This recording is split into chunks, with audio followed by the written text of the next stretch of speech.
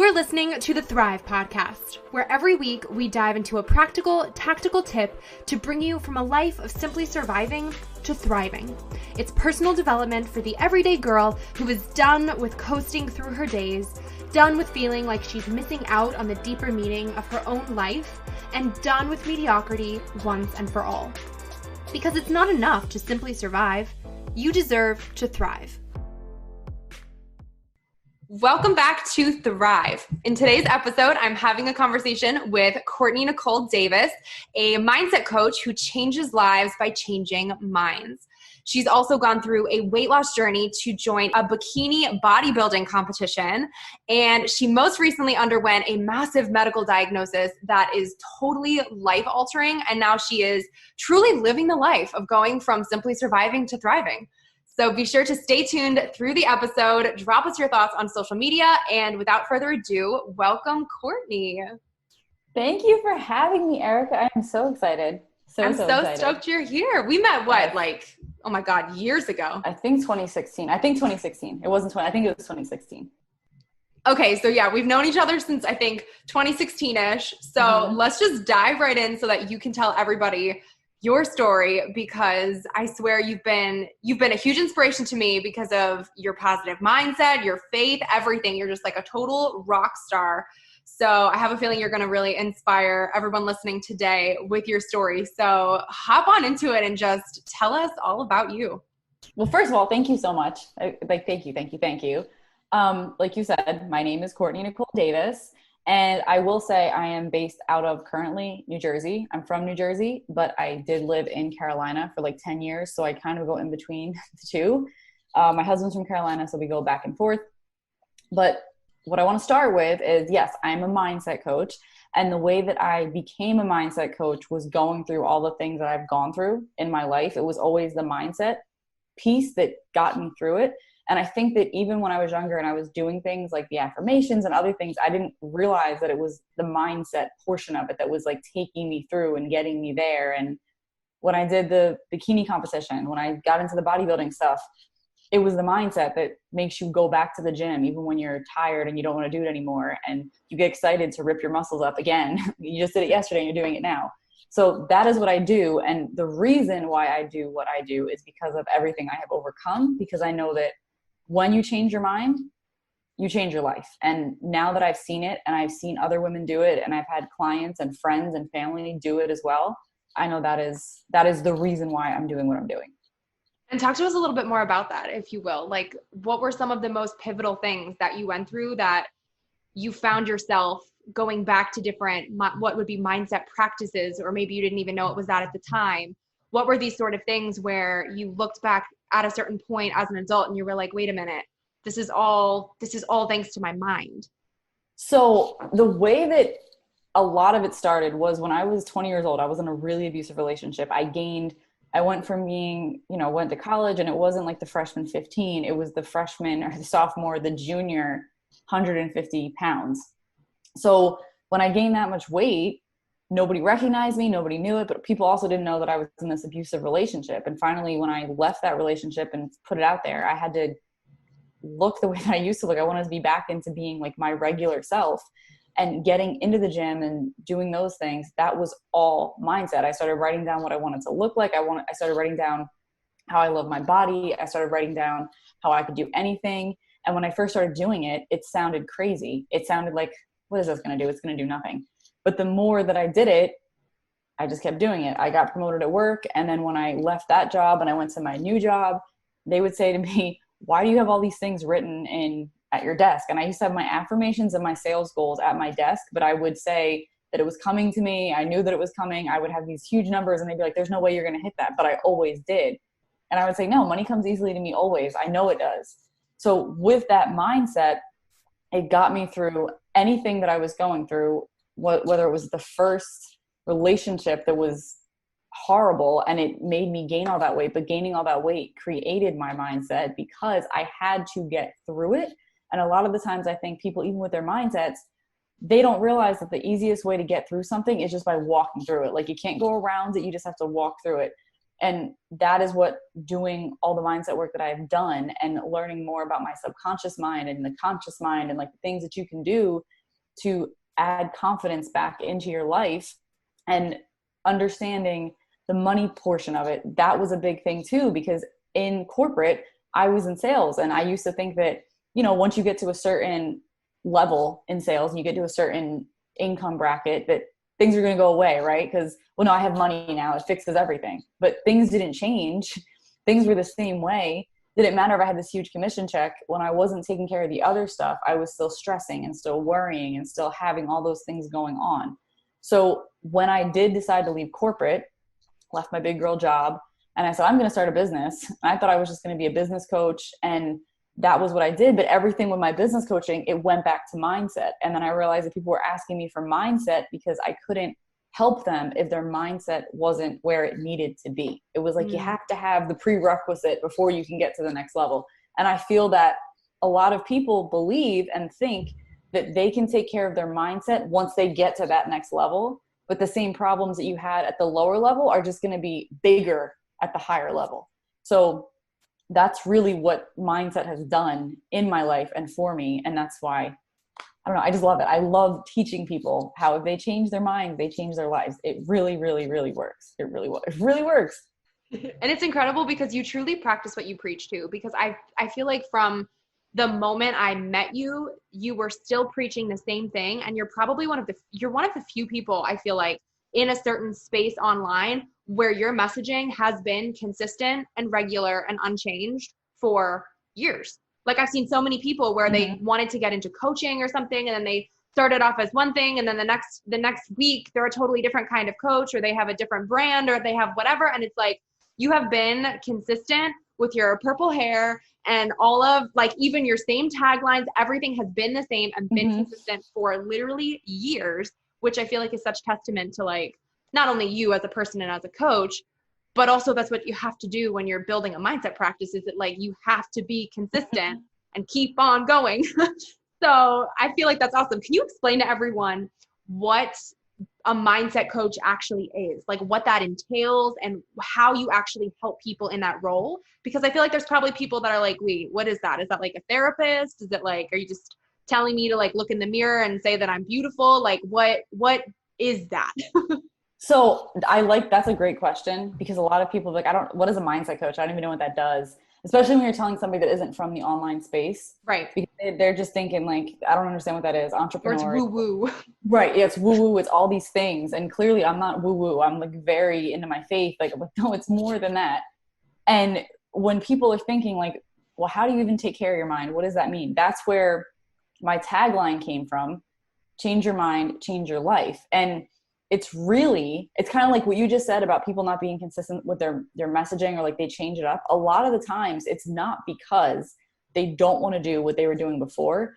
A lot of people will do the things that they feel like they're supposed to do. So even if you're saying like, I used to joke around and be like, I'm never going to be a web designer. I can promise you that technology is not my thing. So if I come out and I'm like, here's Courtney, now she's a web designing coach, that wouldn't happen. Right. Like it had to be what I was doing, what really, really drove me, what really was my purpose. And so when you ask, what does a mindset coach do? A lot of clients that I have, or even people that come into my circle, that they watch my YouTube or they watch my videos or they find something on my Pinterest, it's because they're searching for something and they don't understand why they haven't gotten to that place. And a lot of the times they don't even know what that place looks like. They don't even know where they're headed. They know that they want to be different from where they're at right now.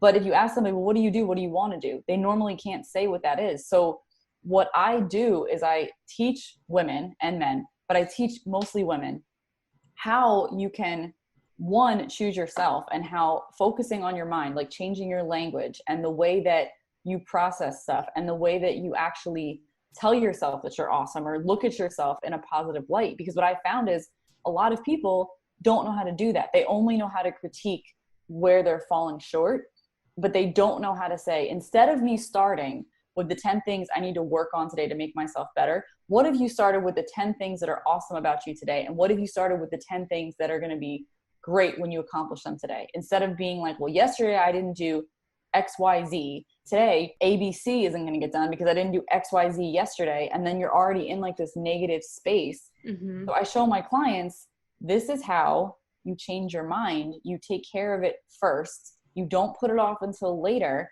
and focus on what are the blocks that are holding you back in your business. And I think one of the things that we see is a lot of people think everybody has the same blocks, and that's not the case. Everybody doesn't have the same blocks. Everybody doesn't have the same issues around their mindset. And also everybody doesn't have their mindset where they need to have it, and they don't realize it until really they blow up. Like let's say your business blows up, and then it's like, oh, well, maybe I should have done this before, but now I don't know what to do. So I'll just wait till I get to it. Like I said, the next level, the next level, the next level. And then they're kind of like, okay, now what do I do? So that's where I teach my clients, no, we're going to change your life by changing your mind. And it's really simple. It's really easy. You mentioned blocks, and that makes me think too. I heard it said before, like new levels, new devils. It's like literally you keep going up, you're still going to be attacked by new things or have new challenges you face all the time, no matter who you are and no matter what level you're at in life. You literally can't escape it. What is, for everyone listening, a block? Because that was something that blew my mind when I first learned about that concept. And then what do you think, if there is one thing, I'm really curious, what would be like one of the top mindset blocks that you see? Maybe more women than not have something, even though everyone has different blocks, obviously. Is there anything that you do see as being kind of like a consistent one across all women or most women or entrepreneurs or whatever? I think so. A block is something that is stopping you from getting to your next level. And I can explain that better when I say what you said, what is the number one thing? I'm going to give two, because I feel like people are on two different sides. They're either this or they're that. Then there's other blocks too. But the most common that I have seen, even from just being in a mastermind or being the mindset coach for a group program or my own clients, a lot of women, and I say women because I haven't seen this as much with men, because men aren't really scared to get on video, or they just won't do it. They're either scared or they won't do it. But women feel that the people that are watching them, the things that they're saying, like they can't do it. They can't ask for the amount of money they want, and they don't know why. They can't understand why. And when I say, well, did you tell them what the price was? Well, no. Well, did you have that call? Did you tell them like what the package was going to be? Well, we didn't get there yet. Or when they put out an offer, the reason why they're stopping from putting out an offer is because they're afraid to talk about the price. And even with sales clients, like when it's their money mindset around their sales, they're so afraid to even ask for the price because it makes you vulnerable. And maybe I should say that being vulnerable is the biggest mindset block, but being comfortable with being vulnerable, then you kind of break through that. Because once you're okay with being vulnerable, if somebody doesn't want to pay my price for my coaching, or they don't want to pay my price for my Mind Maker program, or they don't want to pay me, I'm not going to tell them you should pay me, because I don't want any client or customer or patron that is going to feel like it needs to be justified. Why did I pay this? It wasn't worth it. It wasn't these things, because that shows me that the money mindset already isn't where it needs to be. So if you don't feel that, if you don't think that that's a good thing, I don't want you to feel like I'm asking for too much, because what I supply is the solution and the transformation. I personally can't make up somebody's mind. I can change somebody's mind by making them change their own mind and making them choose themselves. But I can't change their mind. I can't change anybody. You can't change anybody's mind. Like even when you try to change your daughter's mind, right? Like you can try all you want, but if a toddler is stuck on something, even if a 25-year-old is stuck on something, they're not going to get over that. They have to change their own mind. The same with the weight loss journey. Like you can give somebody a diet, you can give somebody a workout program, you can give them what they should be eating, you can give them all those things. But until they change their mind that they don't want to live the way they were living, okay, I changed my mind this morning, I'm going to do this. That's them changing their minds. But really, the being vulnerable piece is probably the biggest block, because people are scared. And when you ask them, well, what are you scared of? I don't know. They don't know. And then they'll say that their friend or their sister or somebody is going to judge them, or they think this. And I'll say, well, did they actually say that? And a lot of the times nobody's ever said anything to them. It's just that they are already thinking that because their subconscious mind has told them for so long that's what's going to happen.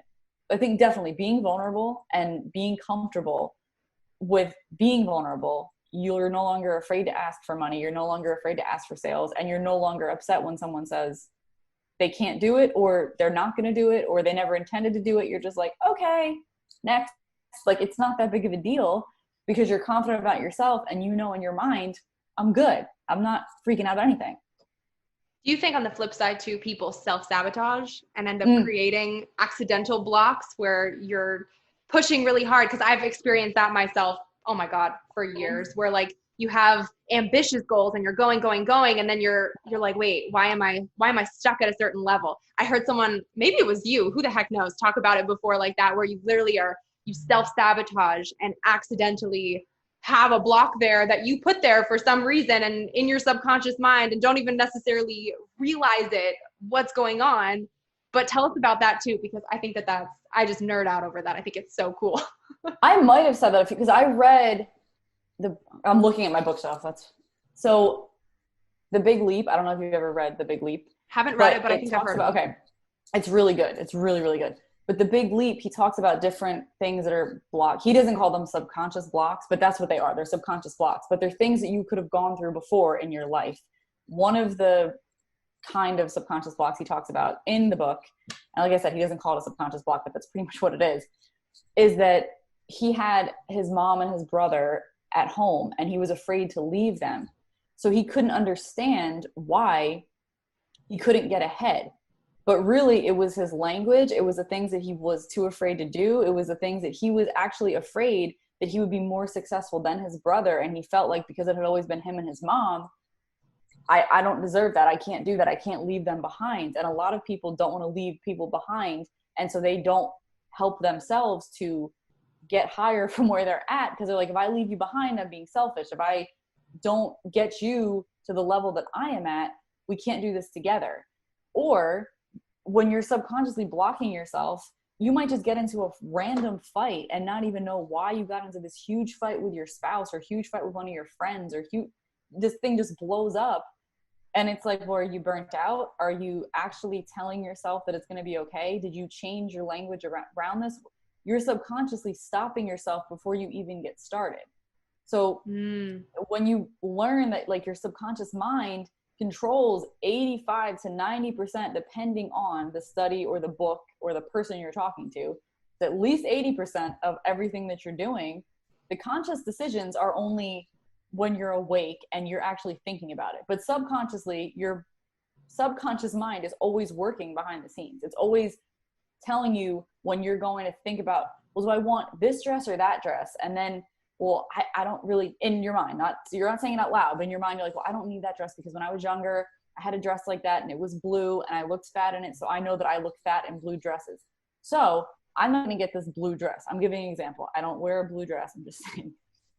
I'm going to feel like I don't ever wear blue dresses. And when someone says to her, why don't you wear blue dresses? Oh, because I look fat in blue dresses. That could be something that happened when she was like 6 years old in first grade, that she was called fat and she couldn't get over it. And then now she doesn't wear blue dresses and she never wore a blue dress again. But why are you not wearing blue dresses? And then once you go down the rabbit hole and realize that was something that happened when you were younger, and that's the reason why you don't want, using the dress just makes it simple to understand. Something could have happened when you were in your career, in your job, or in an old relationship, and you never got over that. You never actually dealt with it.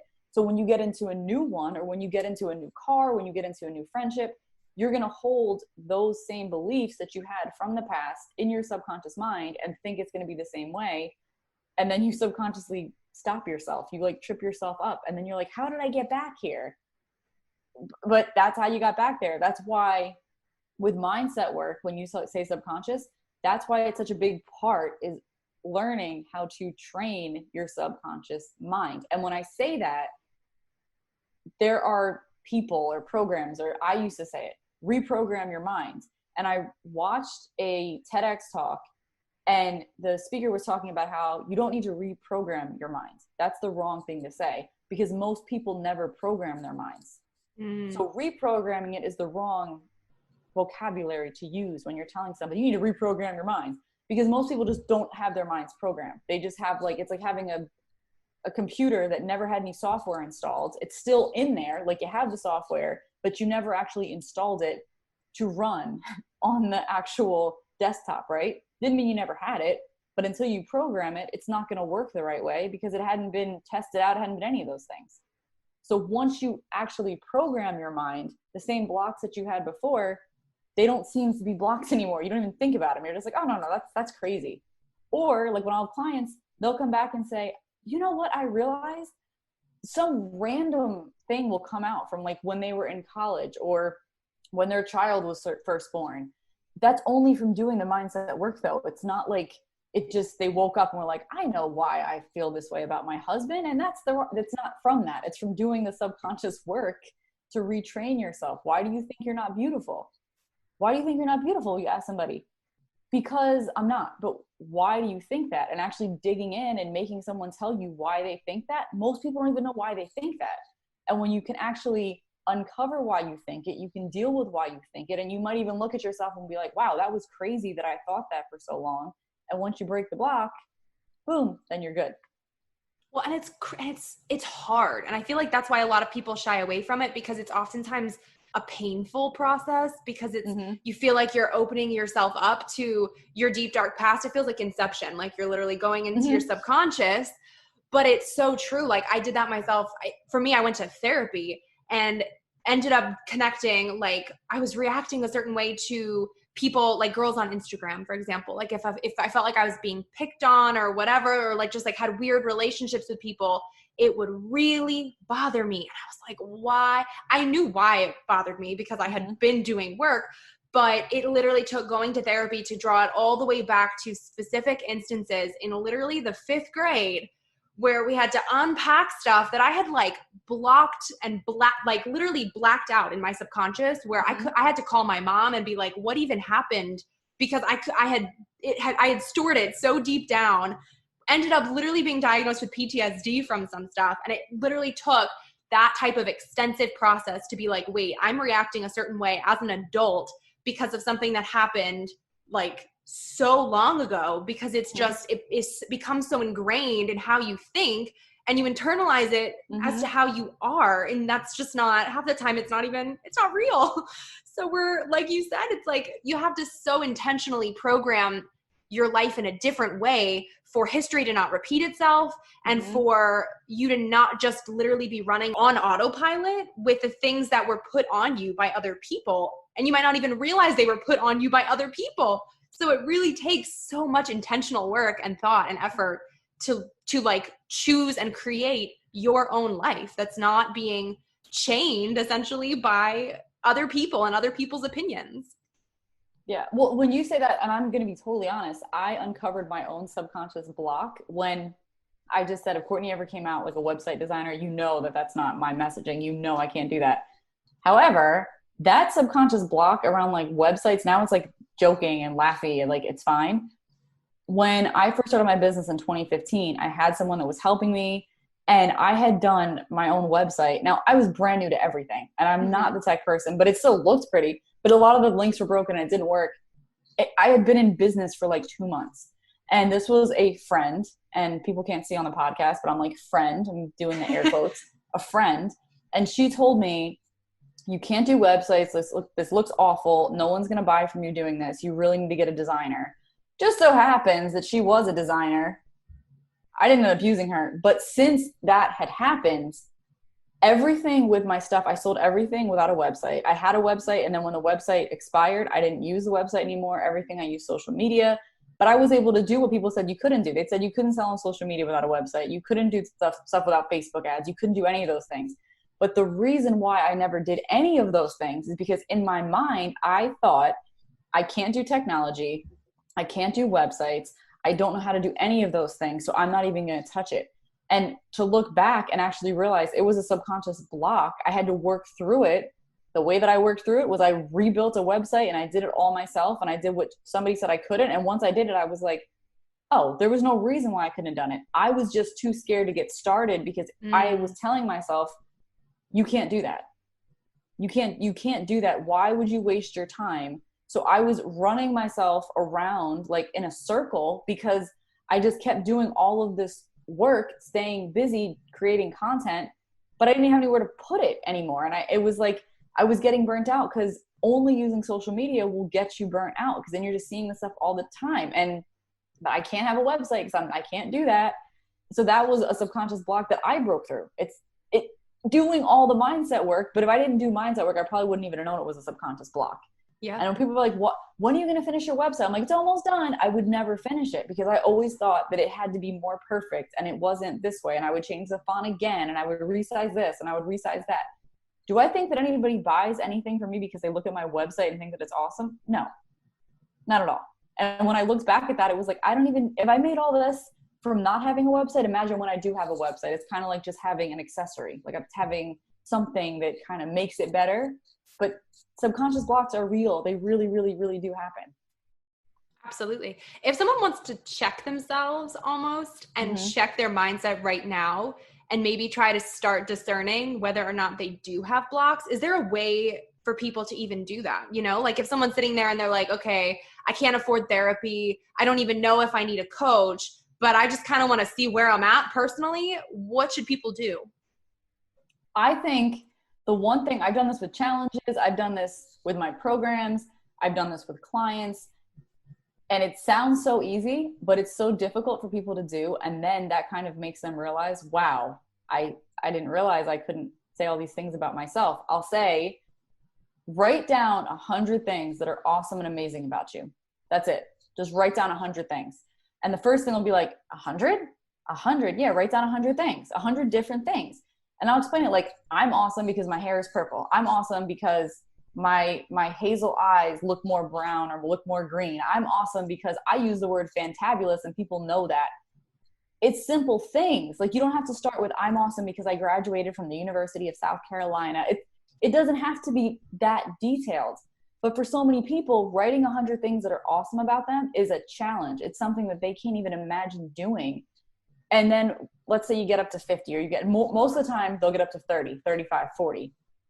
That next 60 are so difficult to get to. But by doing that exercise, what are you awesome at? If you are thinking you're not awesome at all of these things in your business, why are you not awesome at them? Why can't you write them down?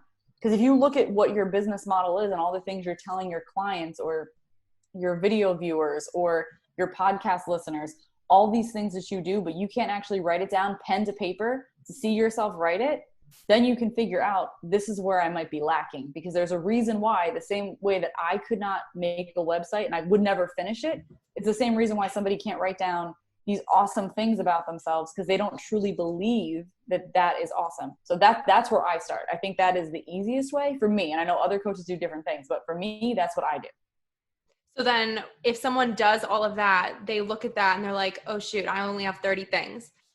Then what? What's next? So if they only have 30 things, what are the other 70 that you would want to have? So like once they get to 40, once they get to 50, and they've only gotten to that number and they still need 50 more, what are the things that you would want to say about yourself?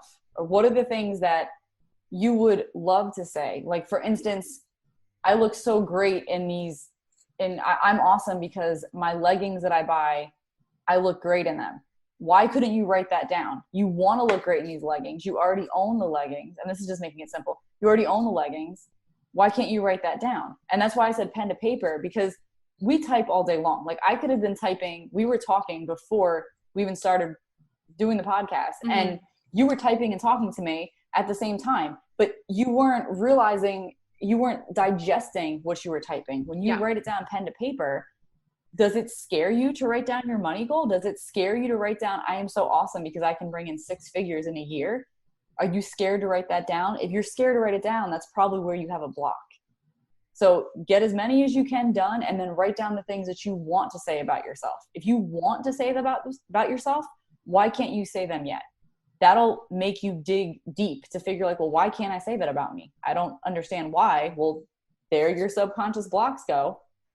And getting to one subconscious block normally leads to another one and leads to another one, because then you get more comfortable because you're being vulnerable and you say, okay, that's what it was. That's why I was stopping myself. And what I've also found from clients is once they break that block, they feel crazy for thinking it. And I'm like, but see, it was just a subconscious block. That's all it was. It's not true. You told yourself it was, and it wasn't. So yeah, once they get those 50, then take the other 50. What do you want to see, how do you want to see yourself, and why don't you see yourself like that already?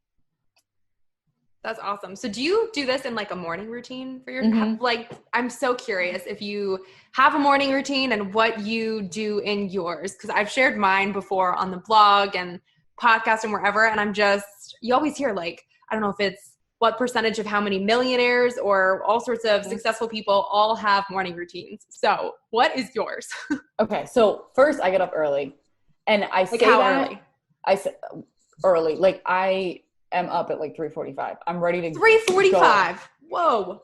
Yeah. But I will say I'm not the person that's like, you have to get up early. You have to do it this way. Some people, it's uncomfortable for them to get up early. It's uncomfortable. They have kids in the house. I don't have any little babies yet. Right. So it's easier for me to do that. My husband gets up at the same time, but I'm ready and roaring to go by 4:30 in the morning. Plus I have other clients that are in the UK, so I have to be up anyway for that. And I want to make sure that I'm totally ready by the time they're ready for me.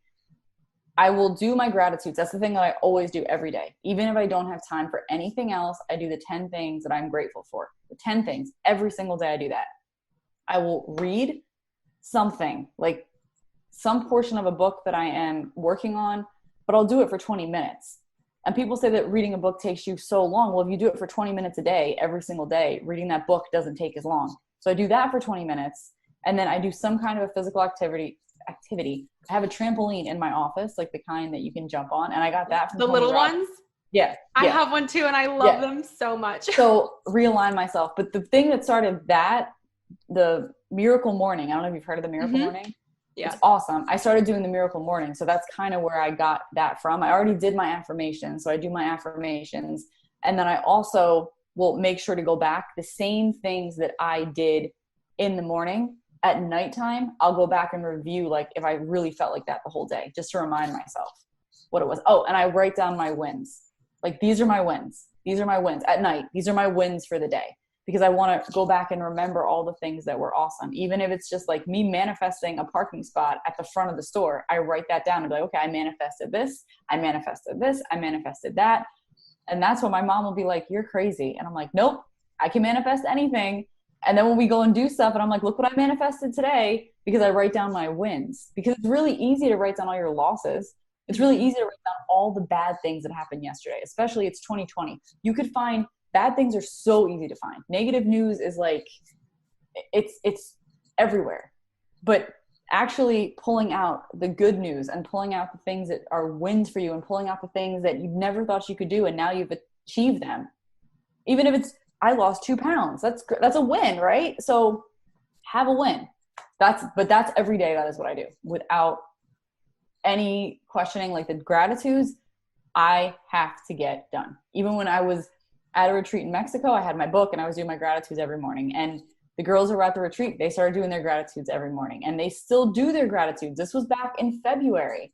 And the girls were like, listen, once we started doing that, I do my gratitudes every single day. Cause like it gave them a different vibe. It gave them a different feeling. And to wake up and be grateful is a whole lot more fun than to wake up and be miserable, because it's easy for people to get into your brain and tell you in your mind, you're supposed to be miserable. Everybody else is miserable right now. So why are you different? But if you're like me and you're like annoyingly positive, because I've gotten myself, that's what I'll say to people when they first meet me though. I'll be like, listen, I'm letting you know when I say something to you, I'm annoyingly positive. So when you say something negative, I'll probably correct you, not because I don't care, but because I do care. And I just don't do the negative stuff. So yeah, but that's my morning routine. I love that. And that's something, what you just said is so, so important. And people miss this. It's like, if you have the power to be grateful for even the seemingly smallest little thing in your life, it has such profound impact on the rest of your mood. And if it's something that is so little as just like being aware of what's going on around you and what's happening and just counting little blessings as they come, if that has the power to just uplift your mood, even in these like little incremental ways that add up, why would you not want to do that? Because it's just a matter of being aware of what's going on around you and acknowledging good as it comes. And like, it's something that you all experience regardless of what sort of hardship that you have been through, regardless of what sort of shit is going on in your life, there is still some, like, you still have a good cup of coffee sometimes, or you still look out and see a beautiful sunset sometimes. Like, there are still things that happen that you can still be like, okay, I am thankful that I saw that, or I am grateful that I saw that video, or saw this person, or talked to so-and-so. Like, good things still happen. So I think you're totally right. Like, it really has such a profound impact on your entire mood. And then if you really want to add to it, when you write down the gratitude, say why you're grateful for it. Like with I'm trying to find my pen from Elevation. I'm always grateful for my pen because I write the best messages with my pen from Elevation Church. So I'll write down, I'm so grateful for my pen because I'm able to write down my content. Just saying, why are you grateful for it? I'm so grateful for the blinds in my office because when I don't want it to be light out, I can dim the blinds, or I can turn the blinds the other way, and I don't have to worry about the sun coming in and blinding me. Something that simple, but it's one thing like, oh, well, my blinds are awesome. This pen, I'm going to write down the things today. I got it. And why are you grateful for it?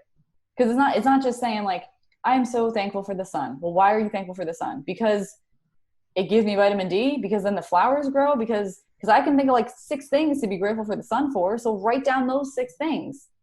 But really it changes everything when you do it in the morning and just like being grateful. And then when you catch that gratitude bug and you see people around you that aren't grateful, you realize it. And it changes you in the sense that you don't want to hurt them and say like, you're so ungrateful, but you want to be able to show them, but no, you actually can be grateful. Like, it's going to be okay. It really is. Like, and when you start doing that too, and they look at somebody else that they've never heard say that, you change other people's minds. So no, it's so true. You mentioned something before I want to have you explain, because some people might have heard it and been like, wait, what's that? Manifesting. So tell us what that is. And I'm also really curious what your answer to this would be, because you're also a woman of faith. And that's something I feel like I've seen people that get kind of like, around something like manifesting, because it feels very woo woo, or they don't know what it is, and how that can be remedied with trusting God and having full faith in God as being the way maker, and what is the balance there between you making something happen or you trusting God to make something happen? Okay, so manifesting is like, I'm so glad you asked about God, because I have so many good answers for that question. And I've been asked that so many times. And manifesting is when something comes to be, or when something happens. And I was going to look up the definition, but it says like apparent through the appearance of symbol or symptoms. Like it's apparent that it's happening and you're bringing it onto yourself, or it's becoming something. Like when you manifest a job, like, well, they were able to manifest the results.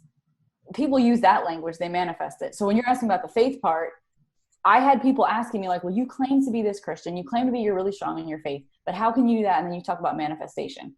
So what did Courtney do? Courtney went and I looked up all the times in the Bible where God used the word manifest in the Bible. And it's in the Bible a lot, to the point where I even sent pictures and videos to other girls that have been in other programs and been like, look, it's okay to use the word manifest. It's okay for me to say I'm manifesting something, because I'm putting it out there into the atmosphere and saying like, okay, God, do what you want. I'll be able to make it happen. And it doesn't mean, it's a lot of times I think that people believe that manifesting is only money, and you can manifest so much more than money. And in a little bit, I'll tell you in a second what I've manifested some things that have nothing to do with money, and making things happen that it's like, wow, I was able to do this, and this, and I had nothing to do with it. No, I manifested it. I believed it would happen, and it did happen. And the other thing about manifesting is I don't give it a deadline. I'm not like, well, I wanted this thing and it didn't happen yet. The same car that I'm driving right now, I couldn't get 6 years ago because I didn't have enough credit. I was super young. I didn't have any of those things, or 7 years ago now. So when my other car got totaled, we ended up getting the same car that I wanted originally. And the car was less, it was newer, it was a better model. Like I went from not a Tahoe, but to a Denali. And it was like, well, how did you get that? Well, I manifested it. That's what happened. I didn't say when I was writing down, this is the car that I wanted. And then when I didn't get it, oh, see, I knew that wasn't going to happen. No, I didn't know that wasn't going to happen. I know it is going to happen. I just don't know when it's going to happen, but it'll happen eventually because I'm going to manifest it. And when I manifested it, I might have had to total the other car and go through that situation. However, when people would ask like, oh, but you're so lucky, you have a Denali and you have this and you have that. And I'm like, okay, first of all, you have to know what somebody went through to get to where they're at. And even take the fact that we were in a bad car accident to get this new car. But the things that someone goes through in their mindset work and actually putting the time into it, that I'm like, I can manifest anything without a deadline. I don't have to have a deadline to make it happen. How do you know then if something is God's will or not? Or does that come into your practice at all when you're going to manifest something? Because like, I mean, I've heard this all the time where someone wants something so badly and God just says no for some reason. And maybe you find out later why that was or what was coming instead. But then how does that, if at all, come into the process of manifesting if we're trying so hard because we think something is what we want? Well, what if that's not in the divine plan for us? How is that remedied in that? I think that sometimes God will give you a no because he has something bigger planned anyway. Like he knows what the plan is in front of you. So going back to my car, when I couldn't get that white Denali or white Tahoe, I'm sorry, when I couldn't get the white Tahoe that I wanted 7 years ago, I was so mad. I was so upset. I couldn't understand. Like I knew it was going to happen. And this is when I was in corporate and I was writing down all the things. I knew it was going to happen. Well, no, I didn't manifest my white Tahoe. It didn't happen. Okay. So now I look like, see, she says that you can manifest anything. Well, I didn't manifest it. Then when the accident happened, it just happened that car was at another lot. It was a trade-in. It was all these things. I would have never been able to find it. It wasn't a Tahoe. No, it was a Denali model of a Suburban. So not only did I get what I had originally asked for, but it was bigger, better, upgraded, all these things, and cost me less. But the way I looked at it was like, okay, see, I was patient and I wasn't worried about it. But if God says no, then I say okay, because it's his will over mine. And everything that I've been through in my life, that is something that I've learned too. As bad as you might want something, it's a lot of the times when you don't get it, it's because there's something else that it was already planned underneath that. You had to realize that that's what was coming. So I think for me, when it comes to faith, at least, I say that God already has the plan. And if it takes him more time, I'm on his time, not mine. His word, not mine. So that's how I look at it when something doesn't happen. But like the deadline part, I think for a lot of people, they feel like it has to happen by this. I had a client once that told me, Courtney, I wrote down all these affirmations. And she was a Christian. I wrote down all these things. I donated my money. I did my tithes. I did this. I did that. And nothing happened. So what do I do? Because God didn't come through for me. And I was just like, whoa, whoa, whoa, whoa, whoa, whoa, whoa. God is always there for you. But you have to say, when you say, God, use me, you can't say use me, but I'm going to tell you exactly how I want to be used. You can't do that. You have to be like, okay, and ready to be like, I'm telling you right now, if you say use me, God, you have to be okay with however he's going to use you. If you put that out there, because he already knew you were going to say it before you said it. So if somebody doesn't believe in manifesting because they think that it's against God, or like it didn't happen before when they tried to manifest something, like, well, time isn't over yet. There's an Elevation song that says, if I'm not dead, God's not done. And that's what I was listening to yesterday. If I'm not dead, God's not done. So you can manifest something whenever. You could manifest something way later on, or perhaps your child gets it, or your child receives something and you're like, wow. So actually I had a craving to manifest this thing, but it wasn't so I would manifest it. It's so that my son saw it and was like, you know what, that's what I want. And they manifest it later. So that's what I think about it when it comes to faith, and when it comes to like God saying like, nope, he's not going to show up and show out. He just doesn't show up. And you're like, no, but I still have my faith. And because it's that strong, I know that I can manifest anything. I just have to do it on his plan. Like his plan is not mine. But his plan is the way that I'm supposed to go, because I know that at this point, every time I've just followed him, it's been what it's supposed to be. Mm-hmm. It always makes me think too of David and Goliath in the Bible, because it's like, David showed up and God did not zap Goliath down with a lightning bolt from heaven. He was like, right. Oh, no. Like David still had to pick up the stones and throw them himself. So you can have all the faith in the world, but like there's never going to be a time in your life where you just get to sit back comfy on your favorite chair and have God shoot things down from heaven for you where they just magically appear. It's like you got to do the work. Yes. So can you tell what is like a process for manifesting? Because I feel like people might be hearing this thinking that like you're sitting there just meditating, being like, bring me the Denali. So what does that actually look like for people who have no clue what the heck that even means? What the manifesting part is? So, yeah. And I will also say this. I will say what it's not first. Let me start off with what it's not, because that a lot of people, they'll just stop even listening, or they'll be like, I don't manifest. I don't listen to any of that stuff. This is what manifestation is not. Manifestation is not, there's no action. You're just putting the thoughts out there into the universe or to God or whoever it is that you're putting out there. Like, this is what I want. It's not a genie. You can't just have, like, these things aren't just going to poof appear, but you take no action. And that's where I've seen, I don't want to say a lot, I've seen a number of coaches or even speakers that talk about how you can just put it out into the atmosphere. What do you want? Well, yes, you do have to put it out into the atmosphere, and I'll go over the process that I use.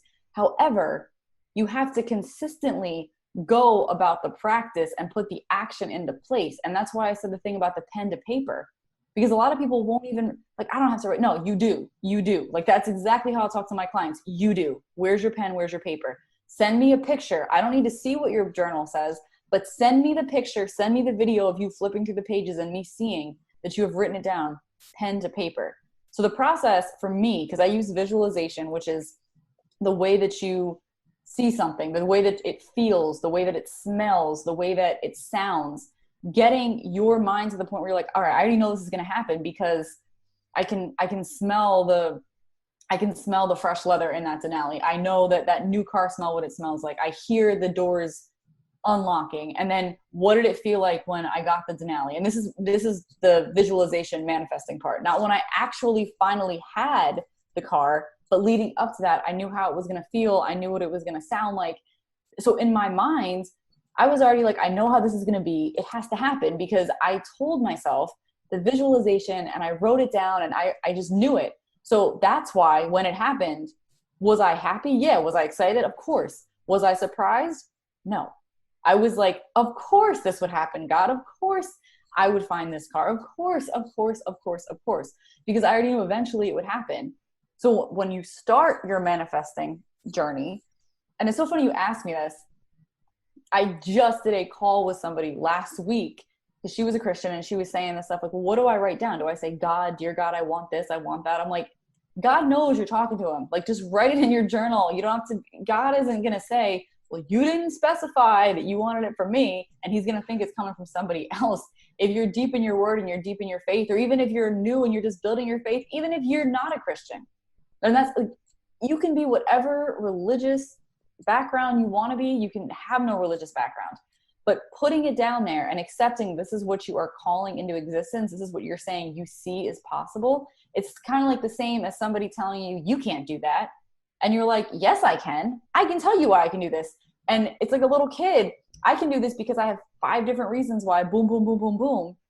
Once you wrote down how it was going to feel, what it was going to sound like, what it was going to smell like, what the reaction was going to be around you. And that's when it becomes not surprising. And it becomes easier because you're like, well, I already know what's going to happen because I have visualized it. I have seen it happen. Now, what would happen if I didn't get that Denali and something else happened and I got, like, I don't know, I don't want a Porsche, but like instead of the Denali, it was a Porsche. That's a totally different, you go from Denali to Porsche, like it was even bigger and better. You know what I mean? So I'm not going to give myself shortcomings because of that. Or if I said, okay, what I'm manifesting this year is I'm going to manifest $100,000. Do you think when somebody manifests $100,000 in a year, they say, okay, I'm done. See you next year. I'll set my goal. But then once you make 100,000 and you get to 150, you still manifested 150,000. You did the actions and you believed that it was going to happen. And it wasn't surprising because you knew how it was going to feel. You knew what it was going to sound like. You knew what it was going to be like when you told people about this awesome news. So that's what I use when it comes to manifesting, writing it down and doing my visualizations. And a lot of the things I do too, like I use in my Mind Maker program, which is a whole other program within itself. There's like different detailed things to do depending on your subconscious blocks, depending on what it is that you're lacking, and depending on how comfortable you are with believing in manifesting. Because that's the other thing.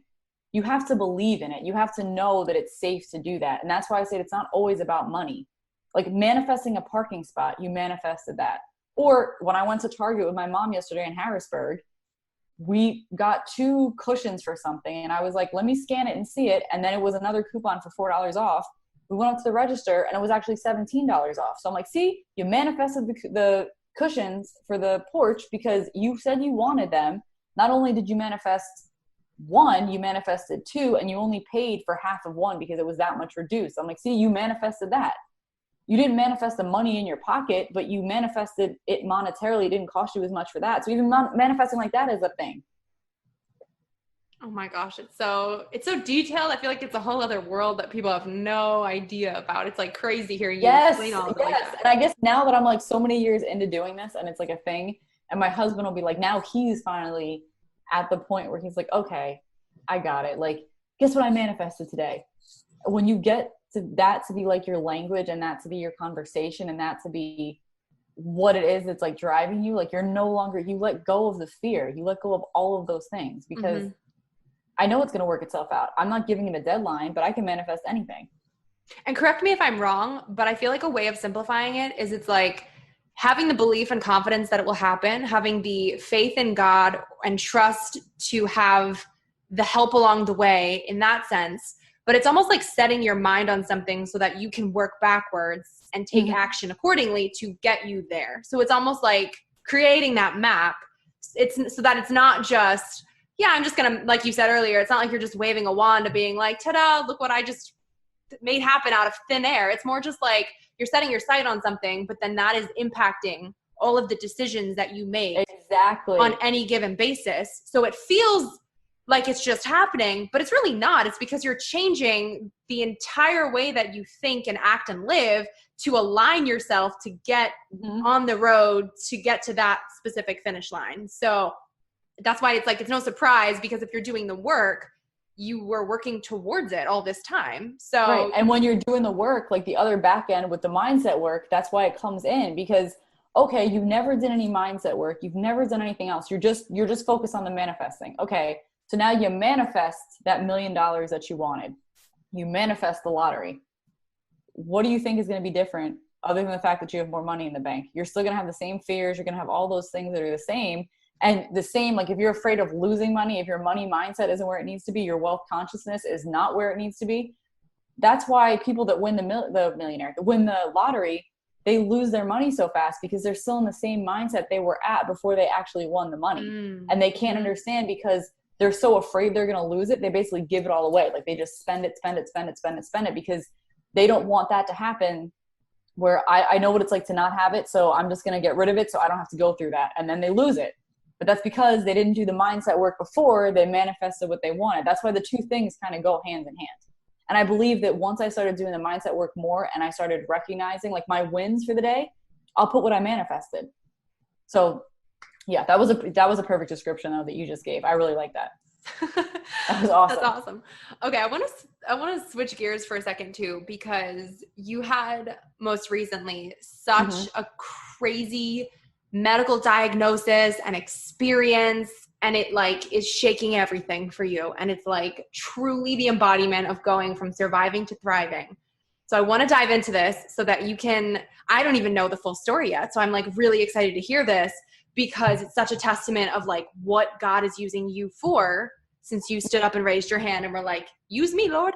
And he's like, all right, here we go. Buckle up. So tell us about what's going on because this is wild. Yeah, so I'll give you the shorter version of the long story just because it's like a whole book I could probably write. But I think you do know about my heart, right? Like you know that I had open heart surgery when I was a baby. I was a heart baby, Children's Hospital, Philadelphia, CHOPS, my place. So I was selected for a study, which is normal because I'm an adult. I'm super healthy, right? I'm super healthy. And they asked me, and I was so excited because they were like, would you be interested in a study? We'll pay you. We'll put you in Philly. Awesome. Pay for your dinners. Awesome. Your husband can come. Even more awesome.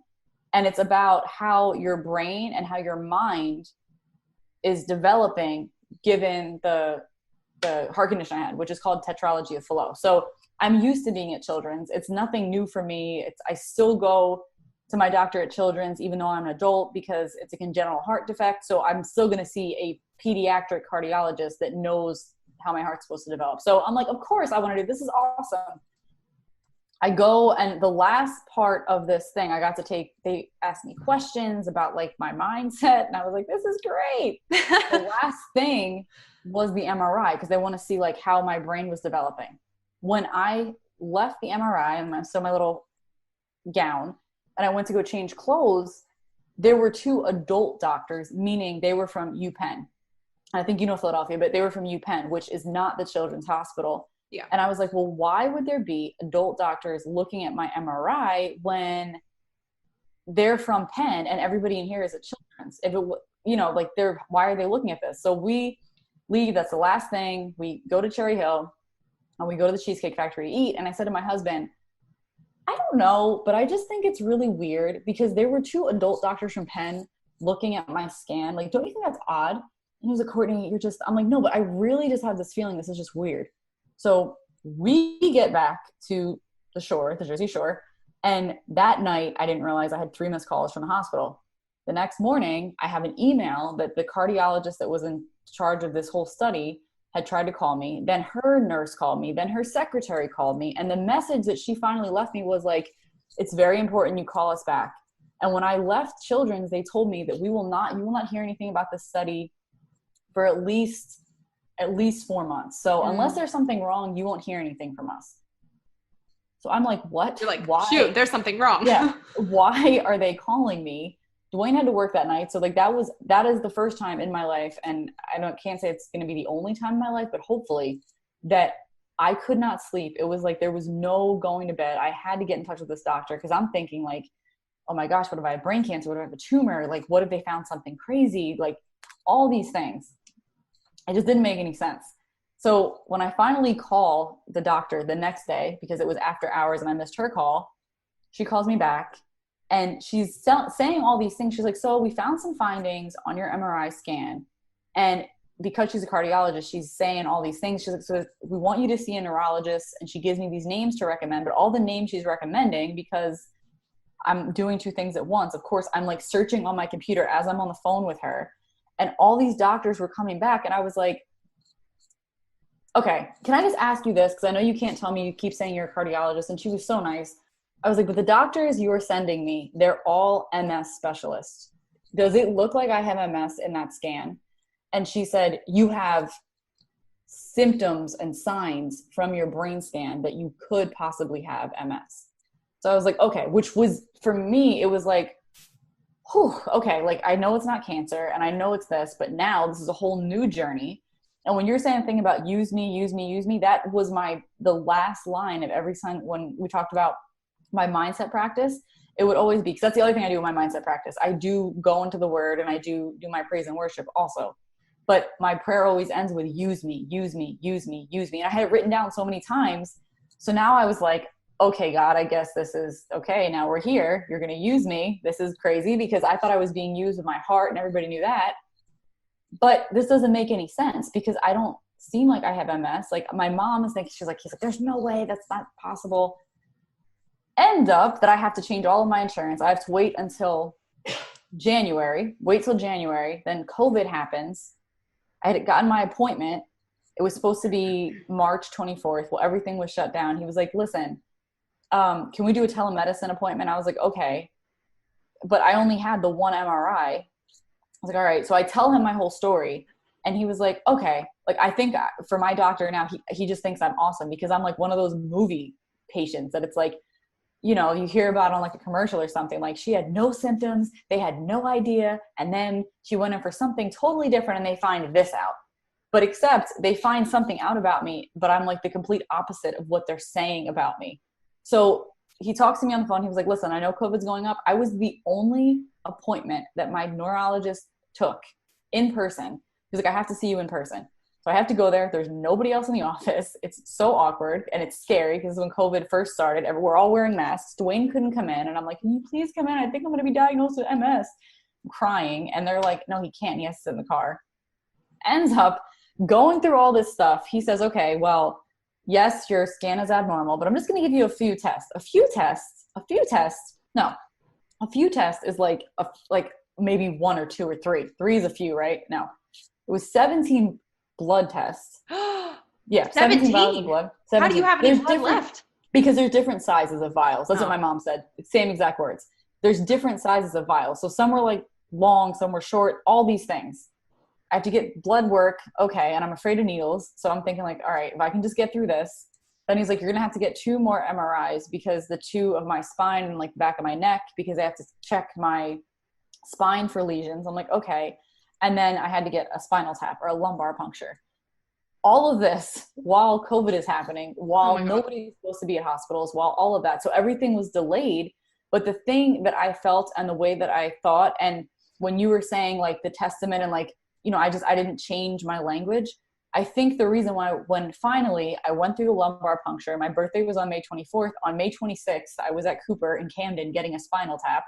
And then by June 1st, I finally had my diagnosis. And it wasn't like, he was never thinking it could have been something else. It was very unlikely it was something else, but they have to do all those tests before they can give you the diagnosis.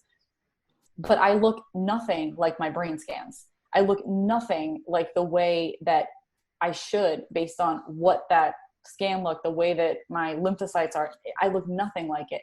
The only thing that I've had before is I've had blurred vision before in my right eye. But I never thought anything of it because we went to the doctor when I was little and they were just like, she gets retinal migraines.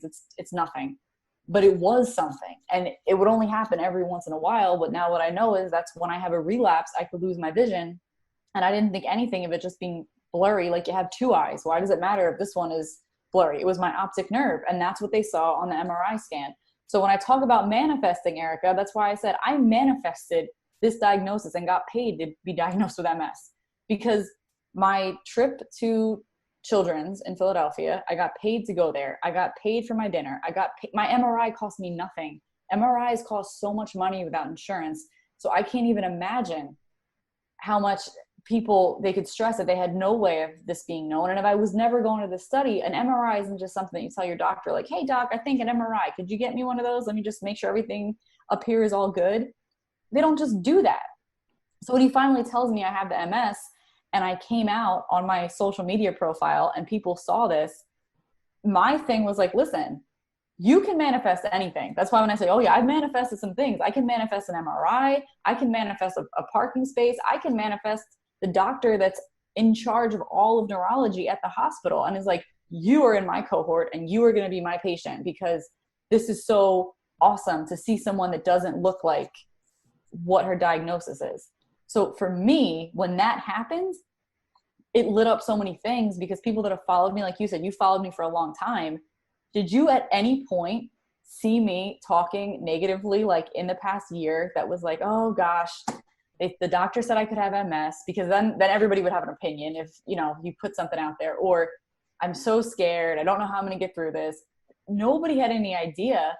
And that was from my prayer because God just kept being like, be silent, be silent, be silent, be silent. Because if you can be quiet while you're going through your test before your testimony, if you can be quiet about your mess before the message, it is so much more powerful. And that's why I think God was like, okay, I'm going to use you because your mindset is what got you through this. And your mindset is what changes the minds of others.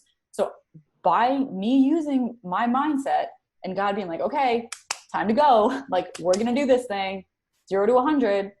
I couldn't say, God, you're not using me in the way that I want it to be used. However, now I understand when somebody could go through a cancer diagnosis or having multiple sclerosis and it being like, it's a lifelong thing. It's never going to go away. At this point, there's no cure for it. However, I don't look like I am supposed to look, if there is any way that you're supposed to look. And MS has come a long way in the past 20 years.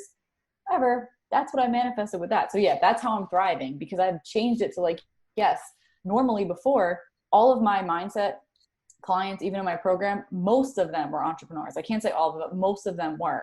However, now it's opened up a door where I can talk to somebody about mindset. And even if they don't have a business, if it's somebody with MS, if it's somebody with a child with a disorder, if it's somebody that just isn't going through a good mental space, to actually show them what their mindset can do. Because if you look at me and I say, oh yeah, I have MS, somebody's like, well, no, you don't. That's the worst thing to say to someone too, which I learned. You don't even look like you have that. And it's like, well, what do you think that things look like? Like if I were to say I had cancer, you wouldn't say, well, you don't even look like you have cancer. You wouldn't say that. But when people already have an opinion in their mind of what something is going to look like, the same as when something is going to go bad or it's going to be horrible, it's very difficult to switch somebody's mindset to be like, it's not going to be difficult. It's not going to be hard. It's going to be easy. If they've already told themselves in their mind, that's what it's going to be. So when I'm like, look, I'm back, it's Courtney. And a year ago in July, almost a year ago, this happened. You never heard about it because I was waiting until I knew what the next step was. So God could use me with my message to show others that just by changing your mind, you change your whole life. So yes, that is how I'm thriving now. It's so wild. So can you tell everyone too, when you say the doctors were surprised because you didn't look like what they were expecting, give listeners who cannot see you right now kind of like what you actually are versus what they might have been expecting, to kind of really illustrate here how different those two pictures might be. So for one, there's more than one kind of MS. So there's 4 different kinds. The one that I had my MS cookbook in here. The kind that I have is called Relapse, Remitting, multiple sclerosis. So that means you have a relapse and then it doesn't go away, but when the relapse is gone, you don't have the symptoms in the same form. It could last 30 days. It could last 3 weeks. It could last, for me, like when I lost the vision in my eye and I wasn't realizing it, that was from April until October. I lost the vision in my right eye. But other than that, I had no weakness. I didn't have any muscle weakness. I work out every day. Like I take care of my health. I take care of all those things. So when people with multiple sclerosis, patients, they begin to lose strength, they test you for all those things. My strength had increased since the first time he had seen me. So it was like, well, your strength isn't weakening. And the picture that is painted of MS, because a lot of the MS people that they've seen before were from back like in 1995, before there was as many drugs on the market or as many treatment options on the market or as many specialists that looked at MS as like, okay, this is a lifelong thing. It's not a death sentence. It's not any of those things. But the way that I'm quote unquote supposed to look, being that I had that many lesions on my brain, is that I should be weak. I should be slurring my words. I should be not being able to relapse and recover that fast. But the portion of like when it comes to taking care of my health, when they gave me the booklet of things that you need to change, it was like exercise regularly, do that. Do this with your diet. I already do that. Meditate, do that. Think about yoga, do that. Be able to have an idea. It was like how to create an affirmation. And I was like, you're like, girl, I get paid to create affirmations for other people. Yeah. So the only thing that I didn't do, Erica, was I didn't eat dark chocolate. It was suggested because dark chocolate has a lot of antioxidants in it. Oh, bless. That was it. That was the only thing. I already started taking the vitamin D. I had looked that stuff up. I take all my vitamins. So I do believe that because I was already taking care of my health, that is a very big factor in the fact that I look the way that I look and I don't look like I'm weak and I don't, quote unquote, like you said, what does it look like to have MS? Well, I'm not in a wheelchair. I'm not progressively getting worse. And that's like secondary progressive MS is a whole lot different than having relapse remitting MS. So that's the other thing, knowing what it's going to look like when you go back to mindset, when you already have a view of how something is going to look. I truly believe that you're telling your mind what you want to see happen.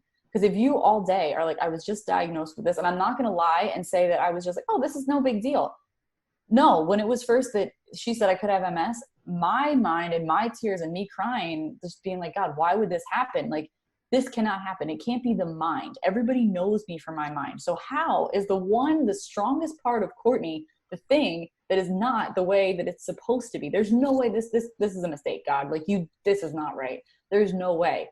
But then the more that I learned about the disease, I'm like, okay, well, it's putting that out there. It's having the mindset and doing those things to not be disabled, to not do those things. Does this mean that I would never be disabled? No. Does this mean that I'm going to be over it tomorrow? No. It doesn't mean any of those things. But the fact that I don't look the way that my scan looks and I don't have half of or any of the other symptoms at this point, haven't taken any medication, that's why it looks different. Because the other patients that would go to the multiple sclerosis appointments in the center, some of them were already in wheelchairs, because the second time that I went, there were still people there in the newer office. And I'm like, okay, they're probably thinking like, what is this girl doing here? And I'm just like popping in with my purple hair and my tank top on because it's 90 degrees and I look all like fit. So what is she doing here? And that's what I mean when I say I don't look as the way that I'm supposed to, if Right. that's the right term to use. So what's next for you? So what is next? So when I did this, I was already in the process, and you might have heard of my Mind Maker program, because that's kind of like my baby. That's like my Probably. flagship I've seen program. you post it on Facebook probably. I always talk about Mind Maker. I was in the midst of running a live Mind Maker program when COVID happened. I had already started it. We went through the program. We did a live session. However, since my diagnosis, since me being public with it, since all the things happening, since all of the things around the world happening currently, I've had more people reach out to me and say, are you going to be doing any kind of Mind Maker program anytime soon? So what's next for me now is I'm going to be doing like a Mind Maker mini is what I'm going to call it, because Mind Maker itself is like 28 days. At this point, I don't want anybody to have to take 28 days. I'm going to start it with them slow and short, because if they can do the short version, they can definitely do the long version. But that's just something that shows you how to start changing your mind and how to start choosing yourself and choosing your own mind over anybody else's. And then the other thing that's next for me is I'm opening up to more than just business clients, like more than just entrepreneurs, because for a long time, it was the entrepreneur mindset that I understood. But now I understand how you could be struggling with your mindset after a diagnosis or after something horrible happens, and choosing to say, this isn't horrible. This is just the journey that I was given. It's kind of like being given directions and saying like, okay, go to the right or go to the left. So that's what I'm doing currently. I am creating my mini Mind Maker program. The next live version of Mind Maker comes out in September. But right now I feel that there's a need for it. There's a calling for it. And that's what I'm doing right now. Perfect. So that's more than enough time for anybody listening to get in contact and join the program. Awesome. So I want to wrap things up because we've been chatting. Oh, what a good, nice, long conversation. I know. I want to ask you something that I asked all guests on the Thrive podcast. And that is, what does thrive mean to you? And how do you strive to thrive in your own everyday life? To me, first of all, let me just say, I love the name Thrive. I think that it's awesome. There's a lot of different Thrive things that I've seen just with the word, not like that you took Thrive, but you know what I'm saying. But to me, Thrive means that you are like going above and beyond, like almost like a rocket taking off. Once it takes off, like it might be really scary when it takes off, right? Because you're in a rocket ship. Like until you break the atmosphere, you're going to be scared. But once you're there, like you're thriving, you're being able to accomplish what your whole mission was the entire time. It's like mission achieved. Like you're getting there and you're growing and glowing and you're happy. And it isn't something where you even have the time for the stress, because you've learned that you don't need to stress over something because you're thriving. Like you're glowing and growing. That's how I think of it. Glowing and growing. I love it. And how do you strive to thrive in your life? I strive to thrive by always being a better version of myself today than I was yesterday. And that's always the mission. Not striving to be a better version of myself on Sunday, or not trying to be a better version of myself 3 months from now than yesterday. Just a better version than I was yesterday. And that could be maybe I was thinking something, I didn't write it down, or me putting more time into my mindset, because that's all that does. The more hours you put into your mindset, you're just allowing yourself to grow and glow and do all of the things I just said. So that is what thriving is to me. That's how I'm thriving, or how I implement it into my life. That's awesome. So where can people find you online? Okay. So my website is CourtneyDavisCoaching.com. I have my Facebook page, which is Courtney Davis. And there's a few Courtney Davis, but you can find me. I'm sure that you'll put my title in there. But also on Instagram, my tag is @mindmaker. That's my username on Instagram. So you can find me on Instagram. It'll also take you to my page. And I do have a group on Facebook, which is called Stress Less, Manifest More. And that's a great place to get started. It's just stressing less and manifesting more. And who wouldn't want that? Exactly. Thank you so much for joining me on Thrive, Court. It's always such a pleasure getting to chat with you. Thank you for having me, Erica.